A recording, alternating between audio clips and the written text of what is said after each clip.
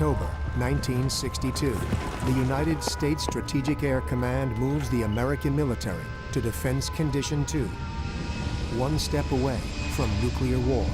Each one of those bombers had a target.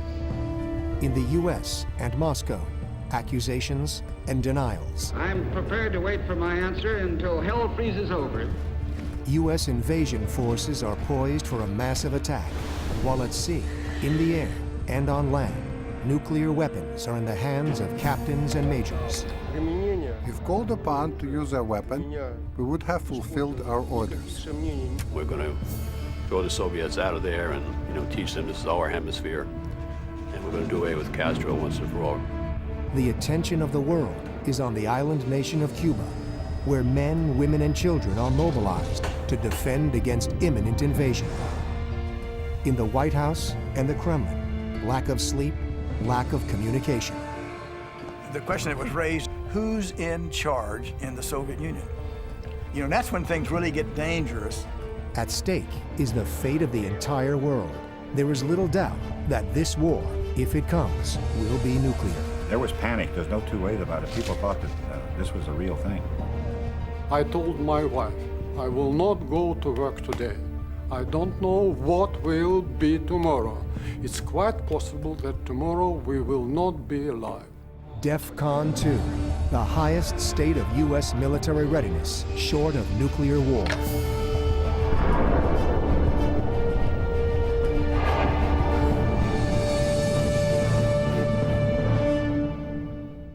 I'm Tom Clancy. Most of you know me as a writer of fiction involving nuclear weapons and superpower confrontation. But for a few tense weeks in October 1962, it wasn't fiction at all. It was reality. In Washington, Moscow, Havana, and on the high seas. We've always known that the Cuban Missile Crisis brought the world closer than it has ever been to nuclear war. But much of what really went on behind the scenes has been kept top secret until only very recently. Now, 40 years later, those who are on the front lines of the crisis, missile commanders, submarine captains, and undercover spies, now tell us that we were even closer to nuclear war than almost anyone thought. That nuclear launch capability on both sides depended upon the reliability of mid-rank officers, men who would not hesitate to fire those devastating weapons if ordered to do so. Worse yet, a global nuclear war could very easily have started by accident. It was touch and go for days when, for the first time in history, the United States went to DEFCON 2. I'm Tom Clancy, and this is DEFCON 2. It's the height of the Cold War, and the leader of the Soviet Union, Premier Nikita Khrushchev, is contemplating his next critical move. He takes a walk with his defense minister, Marshal Malinovsky, on the shores of the Black Sea. When the days are clear, you can see across the Black Sea the lines of the Turkish shore. And Malinovsky and Khrushchev, walking alongside, were discussing, and then suddenly Malinovsky said, "Well, Nikita, look there. It's Turkey. There are American missiles." And Khrushchev reacted, "We must think about it and do something." Khrushchev can see more than Jupiter missiles in Turkey. He can see the Soviet Union's entire strategic position in mid-1962, and he does not like what he sees. He sees the U.S. and its NATO allies surrounding him with nuclear weapons. 15 Jupiter missiles being installed in Turkey, 30 more in Italy, 60 Thor missiles in Britain. But most threatening of all, he sees nearly 1,600 American strategic bombers and 200 intercontinental ballistic missiles, which can strike the Soviet Union from the U.S. In the Cold War balance, the Soviets have a significant disadvantage. General Anatoly Gribkov served on the Red Army General Staff in Moscow. The United States had about 5,000 warheads, the Soviet Union 300, and of those only 2 or 3 dozen that could hit the United States. Unfortunately for Khrushchev, the Soviet Union was surrounded by military bases, American bases. But America was free of that encirclement. But for Khrushchev, there is a bright spot: Fidel Castro's Cuba. A communist island in a sea of American power. Khrushchev's one small foothold in the Western Hemisphere. But Cuba was an ally that could be lost at any moment.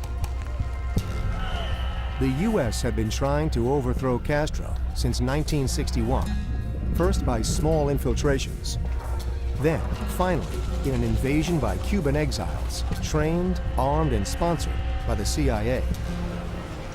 That mission, at the Bay of Pigs, failed badly. The Bay of Pigs invasion of 1960 was the culmination of activities of the United States against the Cuban Revolution.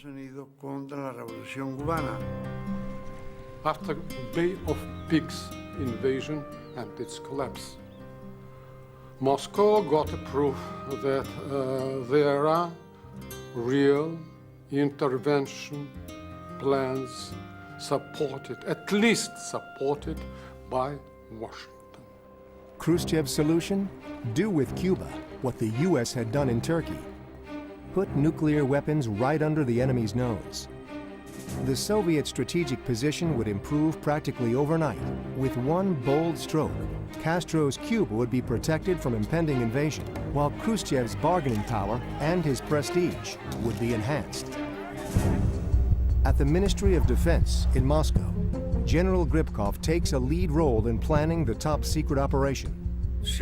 There were no telephone conversations, no letters written, not even codes, nothing.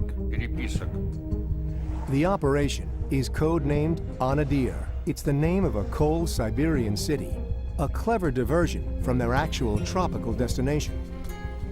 And it was decided to send a mission to Cuba to discuss this idea with Cubans. Fidel didn't give us an immediate answer. He said, we need time to think. When the offer to deploy these missiles was presented by the Soviets in May of 1962, Cuba felt obliged to accept the missiles in order to show solidarity towards socialist countries that were supporting Cuba in this very unequal battle against the U.S. administration. On the third day, Fidel said, if it is necessary for the interests of the world revolution and the interests of the Soviet Union, then we agree. With Castro's consent, Operation Anadir is on. It would be the largest seaborne operation in Soviet history. The Soviets have just 4 months to organize, transport, and install 60 nuclear missiles and 40,000 men on an island nearly 8,000 miles away.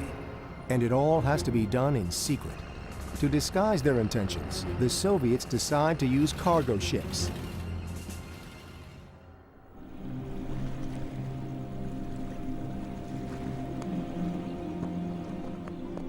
At Soviet ports, 85 ships are prepared for departure.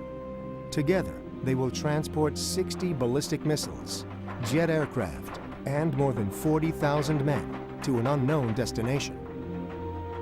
As part of the deception plan, some soldiers are issued Arctic clothing. Even the ship captains have no idea where they are headed.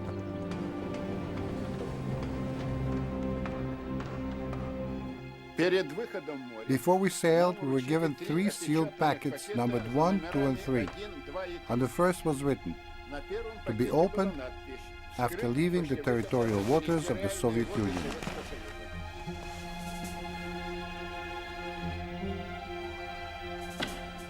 As the ships pass through the Bosphorus Straits in Turkey, the second envelope is opened. It contains the order to steam beyond the Straits of Gibraltar and into the Atlantic Ocean. In the third packet was the order to go on to Havana, Cuba, and everything became clear. Clear, but not easy. Temperatures below decks reach 110 to 115 degrees. The situation was very difficult. There was not enough water. There were no bathrooms. We had to use buckets. But the worst part was the heat. We were almost dying from the heat and the stuffiness, but it was forbidden for us to go out on deck. There was a guard. They only opened the hatch at night, so men could go out on deck and get fresh air. As the ships approach Caribbean waters, they are closely observed by American aircraft. The Americans have reason to be suspicious. Throughout 1961 and 62, the United States military has been developing contingency plans for a full-scale U.S. invasion of Cuba. Its code name, Opland 316. Flying as low as 200 feet, American Navy aircraft photographed the ship's mysterious cargo. When we were 2 or 3 days from Cuba, we noticed the American reconnaissance aircraft above us. On the last day of our trip, an American helicopter was hovering above us, almost touching our mast. The photographs from the Navy patrols are rushed to Washington, D.C. The film is received by an elite team of photo analysts at the secretive National Photographic Interpretation Center, or NPIC. Dino Brugioni was a lead analyst on the NPIC team. During 1962, there was just one ship after another carrying supplies to Cuba, and we were looking at each one of them. When the Russian freighters came out of the Bosphorus, they were photographed in the Bosphorus. They were photographed again from our units in Sicily and Gibraltar. So we had all this photography coming in. While Brugione and his colleagues cannot see the ship's cargo, they can make conclusions based on what is visible. The photographs show crates on the decks of the ships. We had a good knowledge of the crates that the Soviets packed their aircraft in because we had been watching Egypt and Syria and others who were receiving Soviet aid. We could precisely measure the crate. In a sense, we would make like a little box and then see what would fit in them. The Soviet ships unload at the port of Mariel in Cuba. U.S. surveillance photographs confirm the contents of the crates. Fighter jets, patrol boats, and trucks, all clearly arms for Cuba. But there is no photographic evidence of nuclear missiles. For the Soviets, their secret is safe. Leading one team of missile engineers is a young major, Mikhail Bernov. We would unload at Mariel only at night. We had the missiles in the big hangar, and we would only transport them after 3 in the morning.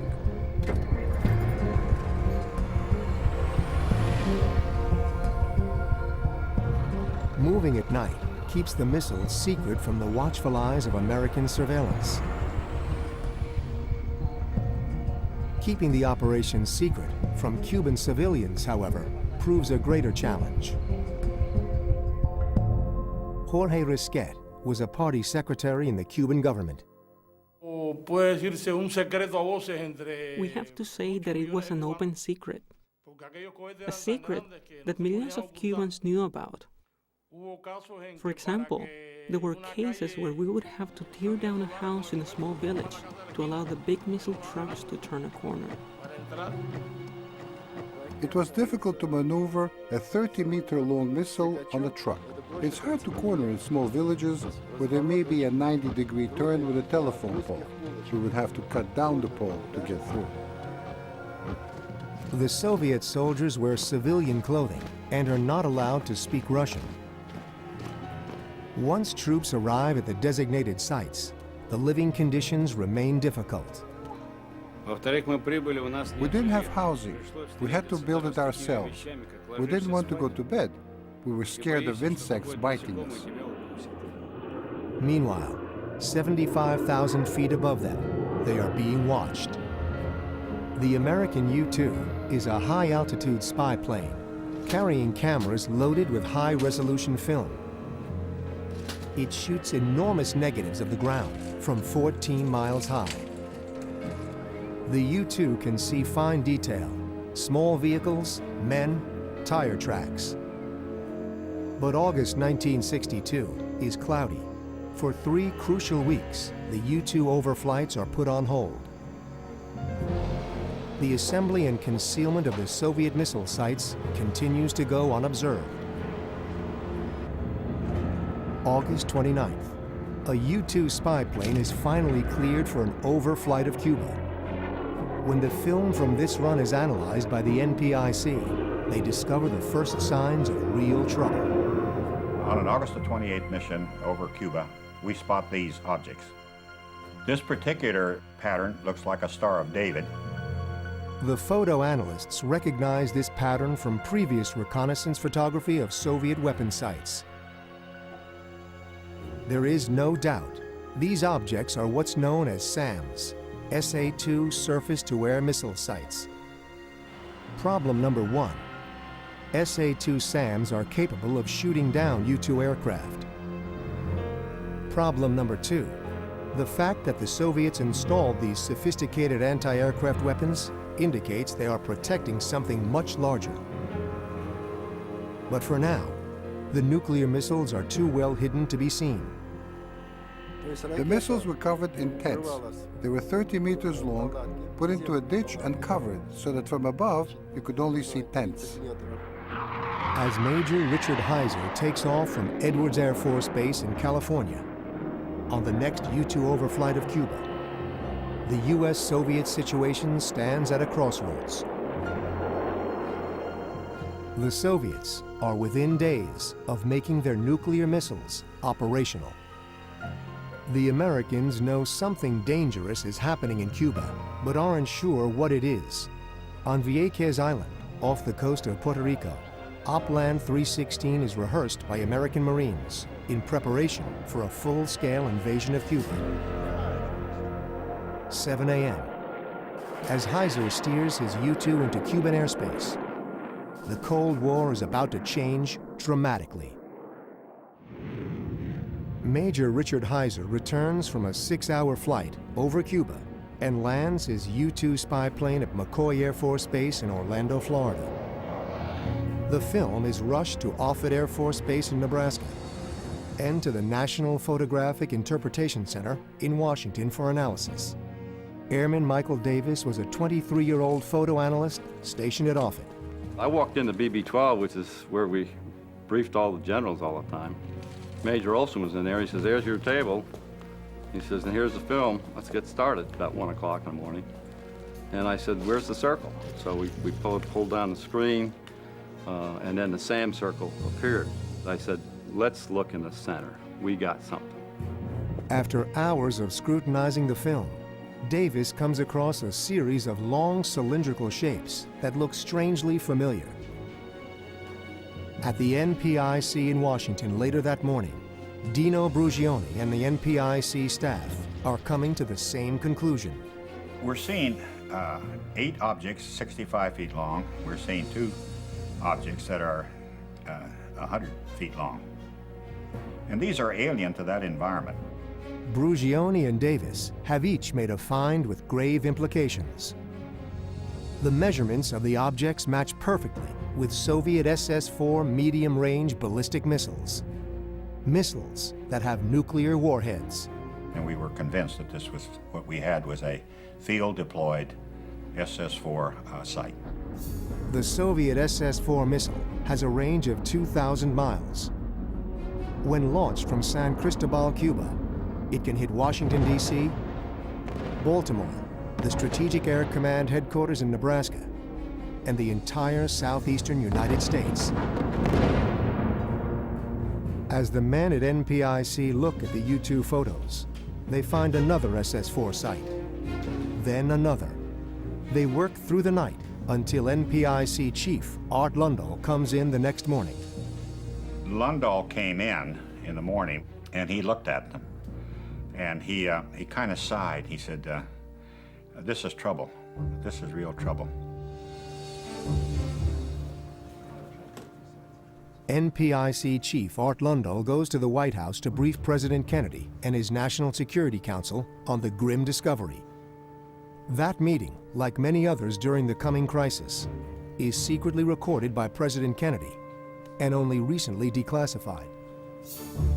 In the room with President Kennedy are Marshall Carter of the CIA, Defense Secretary Robert McNamara, Attorney General Robert Kennedy, National Security Advisor McGeorge Bundy, and other top aides.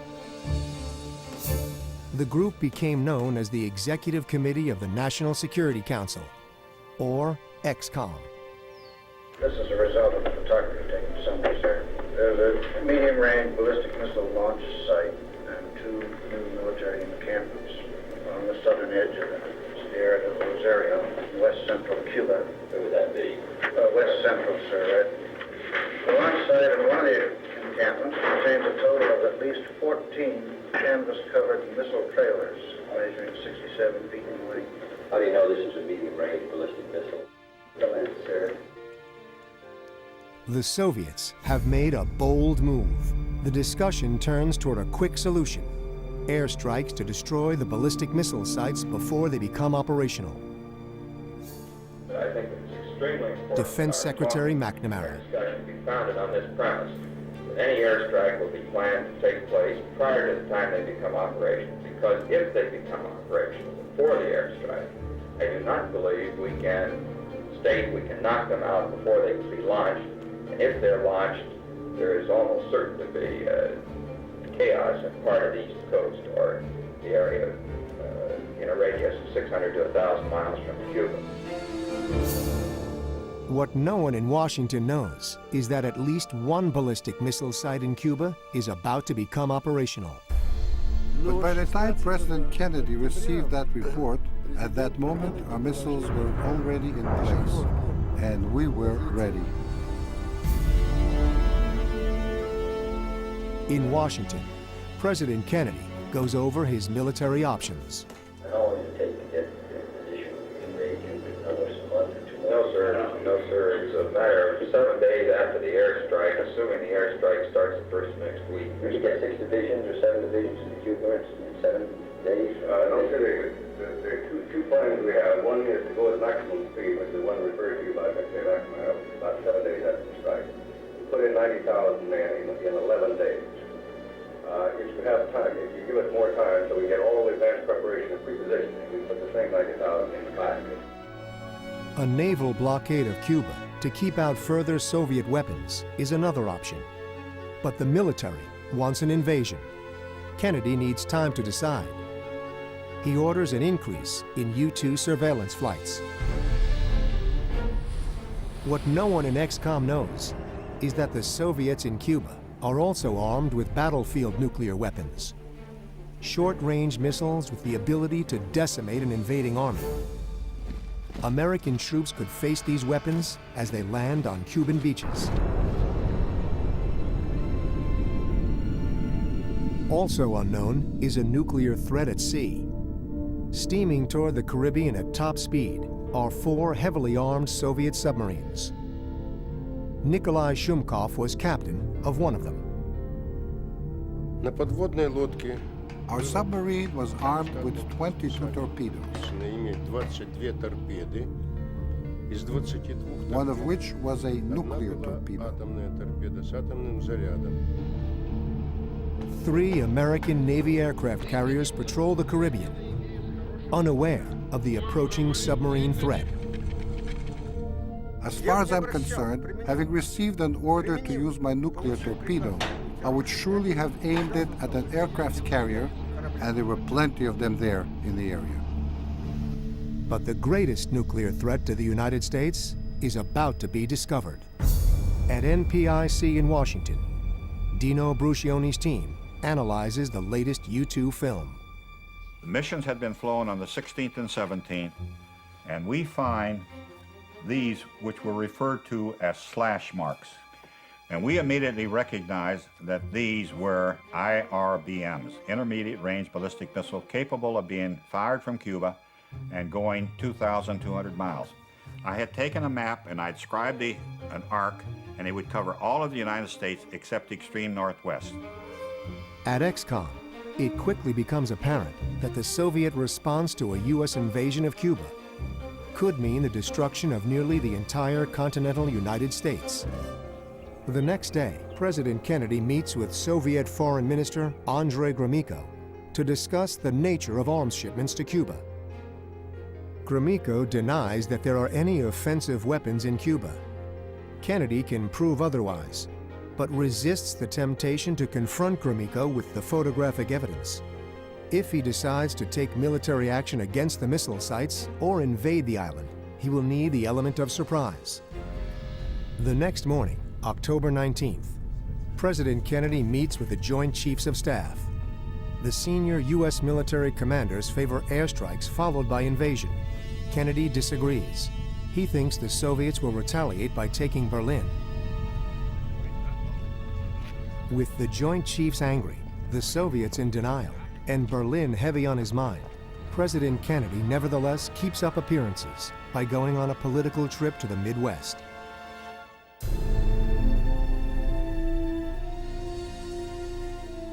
Unbeknownst to the Americans, the first missile site in Cuba is now operational and can launch on 5 hours' notice. One regiment was made combat ready on the 20th. Because of equipment delays, our regiment was not ready until the 25th. In the Caribbean, the tension in the Soviet submarines is fed by an eerie radio silence. Radio communication stopped. There was complete radio silence. There was no radio communication whatsoever, and that seemed odd to us. We guessed that there was an abnormal situation, but we didn't know what it was. Shumkov is not in touch with his commanders, but the U.S. Navy is in touch with Shumkov. We were being hunted by an anti-submarine aircraft. The carrier Essex was blocking us. Its mission was not to let us pass through the defenses. It was a problem without a solution. In Washington, with the president absent, ExComm reaches consensus. Since a blockade has overtones of the infamous 1948 Soviet blockade of Berlin, Secretary of State Dean Rusk coins the term quarantine. Plans for airstrikes followed by an invasion of Cuba continue to be drawn up. In the meantime, quarantine is a go. Attorney General Robert Kennedy calls the president and suggests he return from Chicago to listen to the ExComm proposals. Pleading a cold, President Kennedy leaves Chicago. Oplan 316 for the invasion of Cuba has been underway for 10 months. But it now has a new immediacy. The timetable is for Marines to land in Cuba just 8 days after air attacks start. Oplan 316 involves 500,000 men, including 40,000 Marines, almost 15,000 paratroopers, 1,000 aircraft, and 180 ships. Elements of the 1st Marine Division leave Camp Pendleton, California, for a voyage through the Panama Canal and into the Caribbean. Tom Brooks was a naval intelligence officer with the task force. Leaving San Diego was one of great enthusiasm, anxious to go get them. We're going to throw the Soviets out of there and, teach them this is our hemisphere, and we're going to do away with Castro once and for all. As President Kennedy returns to the White House, he has no idea how many Soviets are in Cuba, and no idea that his troops may be heading toward a nuclear battlefield.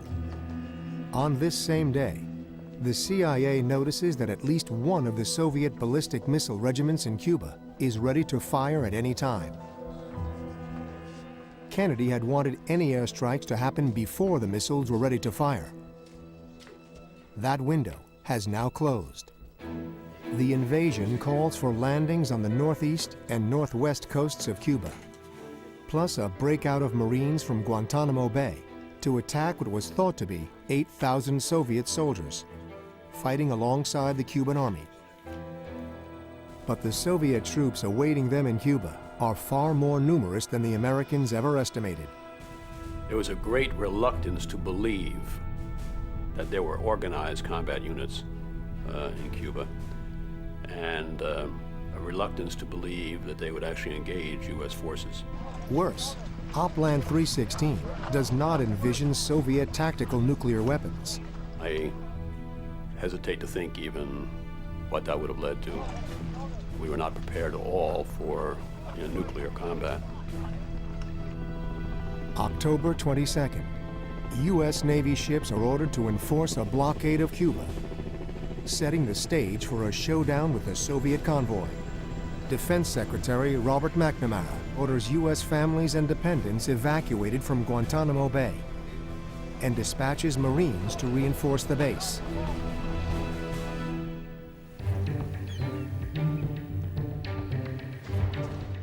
In Havana, Fidel Castro is also preparing for the worst. At noon on the 22nd, it was announced that Kennedy would be addressing the nation that night. And we knew as soon as we heard that it would concern Cuba because they have discovered the missiles. At 3:50 p.m., the armed forces were put on alert.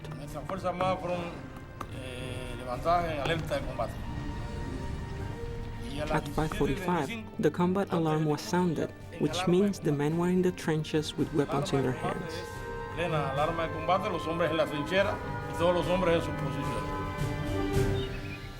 The United States military is on high alert, and the world braces for Kennedy's speech. At 7 p.m. on October 22nd, President Kennedy addresses the American public. Good evening, my fellow citizens. This government, as promised, has maintained the closest surveillance of the Soviet military buildup on the island of Cuba. Within the past week, unmistakable evidence has established the fact that a series of offensive missile sites is now in preparation on that imprisoned island. The purpose of these bases can be none other than to provide a nuclear strike capability against the Western Hemisphere.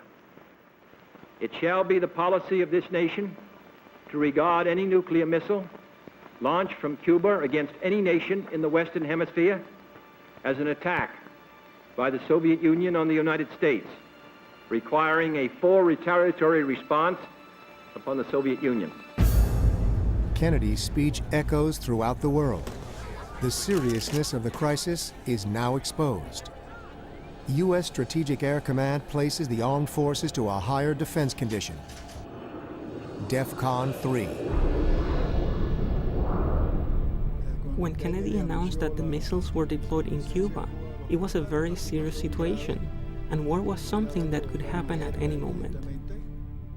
We heard President Kennedy on the radio telling the American people that we were on the verge of thermonuclear war. About 10 divisions were gathering in Florida for the invasion of Cuba.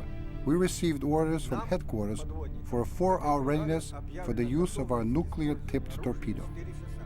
Khrushchev believed that if anyone should stop our convoys, then our submarines should sink them, while I considered this to be a risky approach.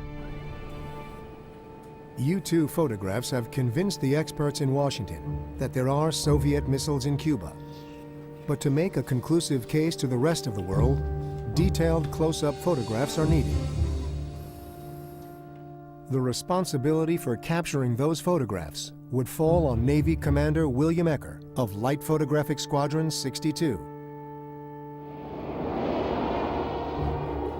After I took off, there was a strong west wind, and I was flying just a compass course, and I happened to, about after 10 or 11 minutes, I looked up, and there at 11 o'clock was the Havana skyline, and I thought, oh boy, they're gonna know we're coming. So I just turned a little more to the right, headed out to Mariel, and then turned south for about 2 minutes, and I looked down, and there they were.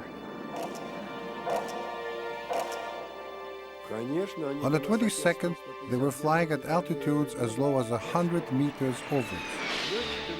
We could even see the pilot in his helmet.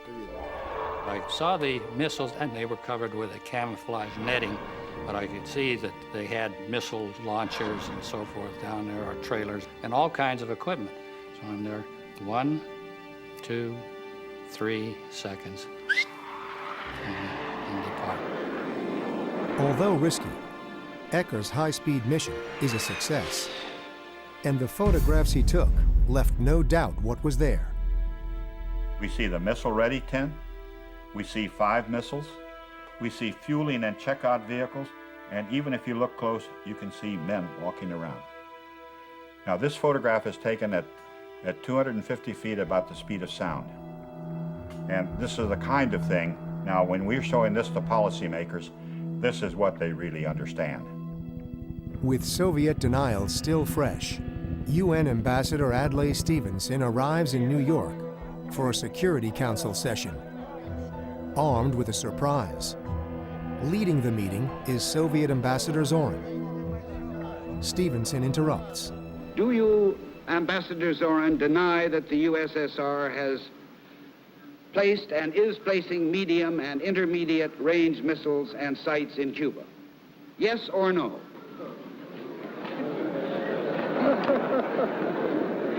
You will have your answer in due course. I'm prepared to wait for my answer until hell freezes over, if that's your decision. Stevenson doesn't wait. Instead, he launches into a presentation that would stun the world, and especially William Ecker.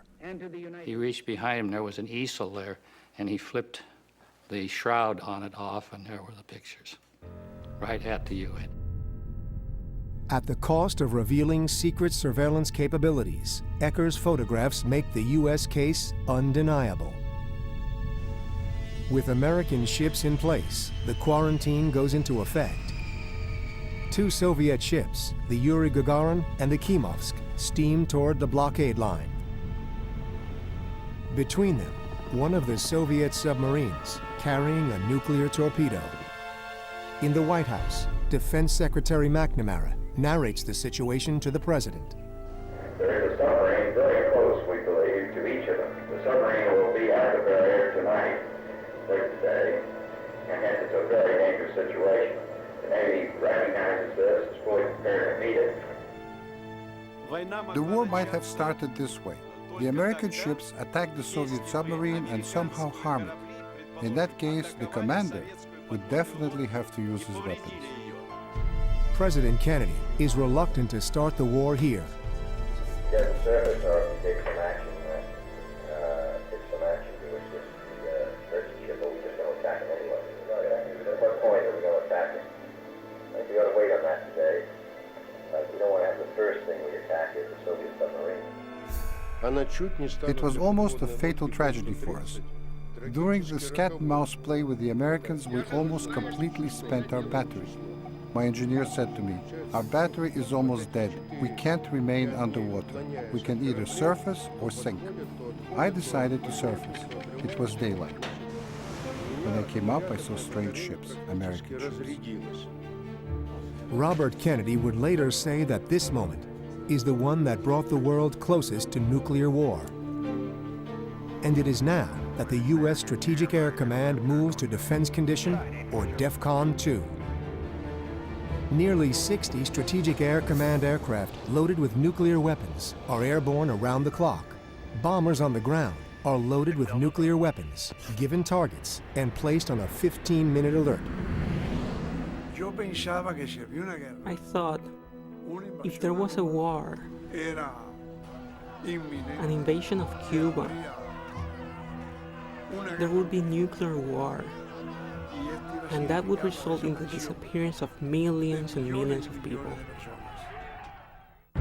On October 26th, word comes to the White House that inbound Soviet ships have stopped.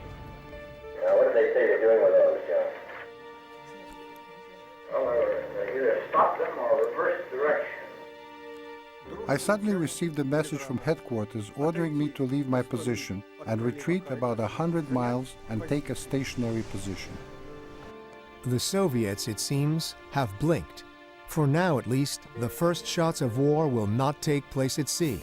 But on land and in the air, the threat of nuclear war is greater than it has ever been. During the 25th and 26th of October, the Strategic Air Command remains at DEFCON 2. In the event of war, the Strategic Air Command has but one nuclear scenario: total nuclear commitment, known as the Single Integrated Operational Plan, or SIOP. It envisions sending every American nuclear missile, aircraft, and submarine to launch against not only the Soviet Union, but the entire communist world. While launch authority rests only with Premier Khrushchev and President Kennedy, Many types of nuclear weapons on both sides can be released without that authority. The detonation of a single nuclear weapon could quickly escalate into global nuclear devastation. So it was extremely dangerous situation.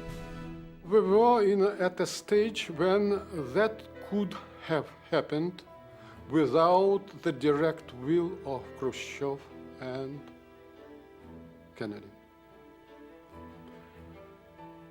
It could happen as a result of nervous breakdown of a rank-and-file people. The blockade may have stopped the incoming Soviet ships, but 134 nuclear warheads have already landed. All 3 of the SS-4 missile regiments are now operational.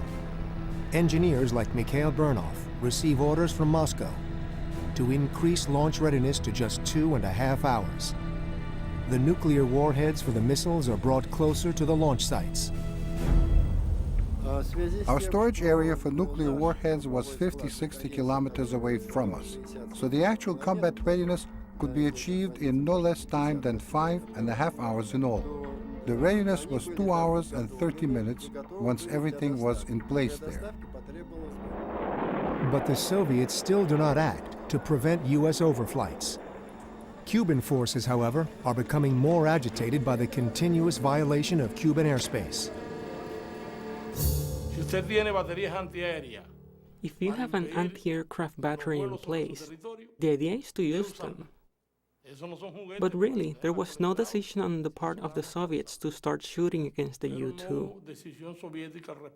Remember that the Soviets were the ones who were manning the SAM-2, the anti-aircraft missiles. In defiance of Soviet complacency, Cuban anti-aircraft guns fire on U.S. reconnaissance planes. With the crisis escalating, new hope of a diplomatic solution comes from an unlikely source. ABC reporter John Scully meets with a Soviet diplomat known as Alexander Fomin at the Occidental Restaurant in Washington, D.C., a block from the White House. His real name is Alexander Feklisov.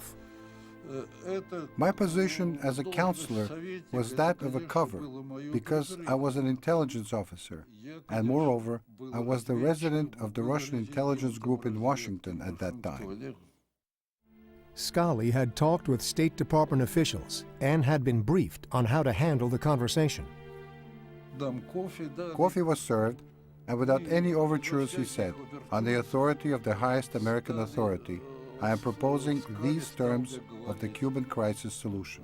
First, the Soviet Union takes its missiles from Cuba and the U.S. removes its blockade. Second, the President gives a public pledge of non-aggression against Cuba. I said, there's a question, what do you mean by highest authority of the United States? And he said it letter by letter. John Fitzgerald Kennedy, President of the United States. In Moscow, Khrushchev composes a personal and emotional letter to Kennedy, appealing for an end to the crisis. He offers to remove the missiles in return for Kennedy's promise to end the quarantine and not invade Cuba. When the letter is finally received, decoded, and translated, it is after 9 p.m. on the 26th. 12 hours later at 9 a.m. on the 27th, ExComm reconvenes in the White House. While members are discussing the conciliatory Khrushchev letter, President Kennedy is handed a news bulletin and reads it aloud. Premier Khrushchev told President Kennedy yesterday he would withdraw offensive weapons from Cuba if the United States would do its rockets from Turkey. Well, it's read by both the associations who put it out so far. The Reuters said the same thing. He did? He didn't really say that, did he? He may not be today putting out another paper. ExComm thinks that Khrushchev, or some new hardline element in Moscow, is adding further demands: the removal of U.S. Jupiter missiles from Turkey. You know, to get those two different messages in close proximity, the question that was raised in the minds of not only myself, but a lot of other people, who's in charge in the Soviet Union? You know, and that's when things really get dangerous. You know, if there is some uncertainty about who's in command and who's giving the orders on the other side. That's when you know you're really in danger. The danger is becoming very real, and for one man, it will be fatal. Ever since the Soviet missiles were first discovered, the U.S. Air Force has been flying periodic spy missions over Cuba. So far, the Soviets have hesitated to fire. 9 a.m. Major Rudolph Anderson takes off from McCoy Air Force Base in Orlando, Florida, for his overflight of Cuba. At 10 a.m. local time, he guides his U-2 over the Cuban port of Baines. Against standing orders from Moscow, the Soviet commander on the ground decides to fire. The missile streaks 75,000 feet into the sky and bursts next to Anderson's aircraft, killing him and sending the U-2 spinning down to Earth. The Cuban Missile Crisis now has its first combat fatality. Word of the shoot-down doesn't reach the president until a 4 p.m. meeting with ExCom. U-2 was shot down. Well, it was shot down. Yes, Roger said it was not shot down. Pilot killed? Well, this is much an escalation by them, isn't it? A U.S. pilot has been killed, and the military want a response.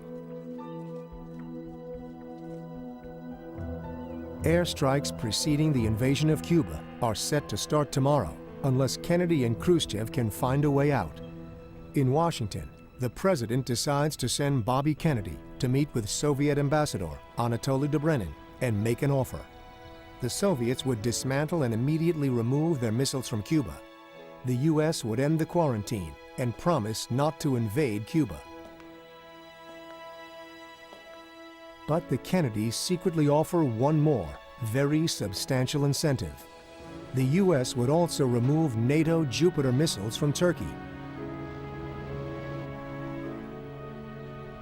But only if that concession were kept utterly secret by the Soviets. Kennedy gives the Soviets 24 hours to respond. With U.S. attacks on Cuba just hours away, the nuclear battlefield is as close as it has ever been. For those in the know, both in Washington and Moscow, fear has reached a fever pitch. I told my wife, I will not go to work today. I don't know what will be tomorrow. It's quite possible that tomorrow we will not be alive. Let's go to the cinema to see a new film. The Secret Service wanted to take the president to the underground. Well, I had been to the underground and I was cleared for it. That night was one of the most miserable that I've ever spent because I kept thinking of what could happen and, you know, that I would be in a safe place and my family would be incinerated because I was convinced that Washington would be a target. The whole of mankind was on the brink, on the verge of a nuclear abyss. We were 2 hours away from the end. 2 hours.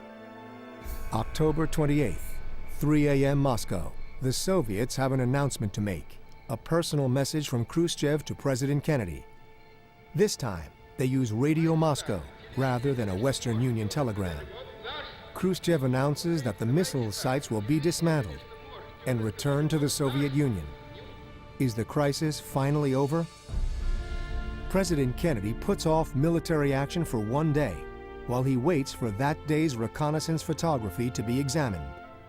The planes are out, and when we look at the photography, now they're pulling back. You could see that they'd pulled the missiles back, they had pulled the launchers out. It was obvious now that they had gotten the word. Over the following months, 60 ballistic missiles and 134 nuclear warheads are dismantled and shipped back to the Soviet Union.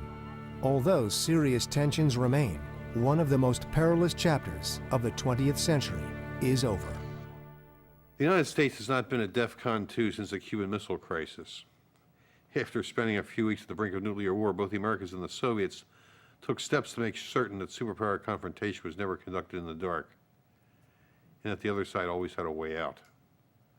Thank heaven for second chances. The Cuban Missile Crisis almost left us without one. I'm Tom Clancy. Thanks for watching.